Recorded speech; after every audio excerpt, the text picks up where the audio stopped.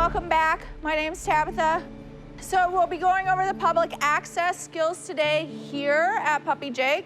And we are gonna go out in public today. For right now, as we're just kind of building relationship, having the dogs learn how to work with us.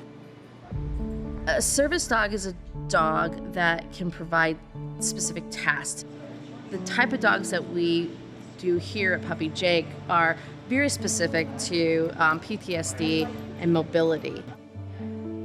Any veteran who has been discharged from the military with some sort of disability is eligible for a Puppy Jake dog. We have right now 28 dogs that we are training for veterans. We have 6 that come in about every quarter, and we have about 40 veterans that are actively out there with their service dog.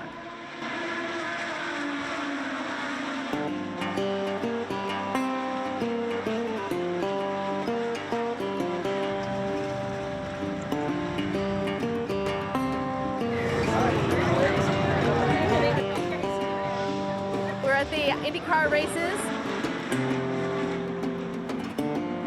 So one of the reasons that we bring dogs to the event is it gives us an opportunity to train them in an environment and what we call public access. So that ultimately what we want our service dogs to be able to do is to go out with their veteran in an environment like this. Why we bring them out also is because everybody loves puppies, and that gives us a chance to tell more people about what we're doing and how we do it and how we need help. Colonel, between. So my name is Zach Fox, and my dog Colonel. With rescue, we fostered probably 75 dogs or so, but it can be really hard on you. So we decided to take a break from rescue. That lasted about 2 weeks.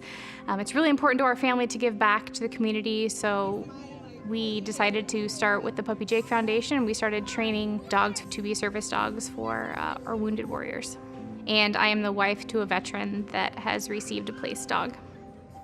You know, my time in service is about, I'd say 9 or 10 years. I learned a lot about, I don't know, I always say that PTSD is realizing that you'll never be that cool ever again in the eyes of your peers. Because when you do go overseas, there's that feeling of you are in control.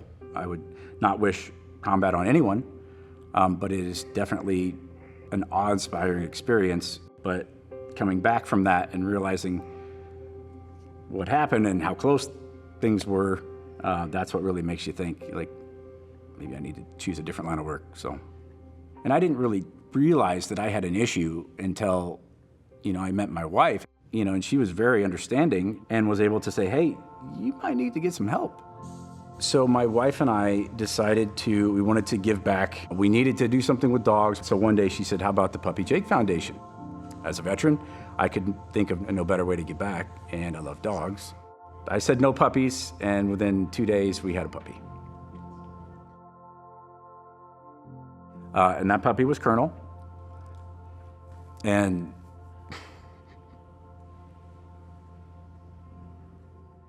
So currently with the Puppy Jake Foundation, the longest you would really have a dog as a foster would be 6 to 8 months. But when we got Colonel, it was the very beginning of the pandemic and things were wild. So of course we didn't want to be passing dogs from house to house. So we ended up keeping Colonel for the full 2.5 years before he was placed. We were still going to give him up.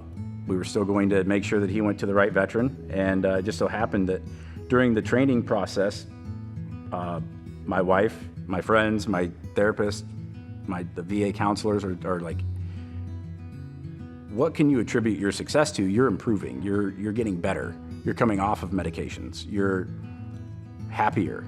The common denominator was Colonel.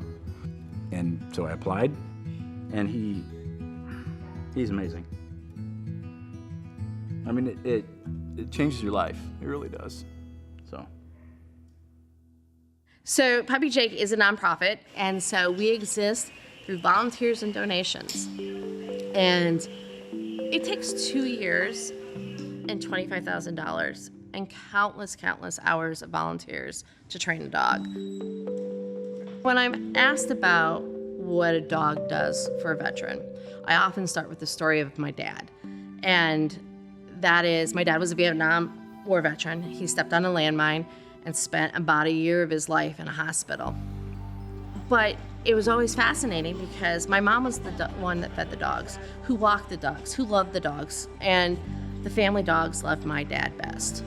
You could watch the dogs, now in hindsight, leaning against his leg or coming in and doing this deep pressure therapy, climbing and putting themselves over his legs with no training. And I think that that's the thing I've seen repeated, is how much these veterans connect to their dogs. And the fact that we are able to help facilitate some type of comfort, some type of assistance, if it's just the mobility issue, is, you know, it just fills your heart with gratitude that you can be a part of this. So service dogs are a really great tool for helping someone with a disability, but they are not an end-all be-all. We always say that disabilities, specifically mental health disabilities, are like a wheel, and all of the different support systems are various spokes on the wheel. So service dogs can be one spoke, but they're not going to solve everybody's problems.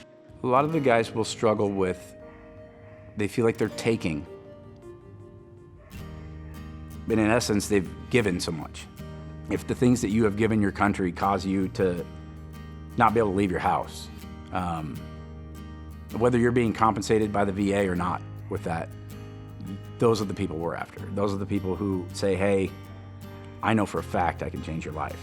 There's so many of these things that I can see, I can pinpoint in people, like this guy needs it now. I mean, I sob every single time because I'm like, you have no idea how much your life is going to change.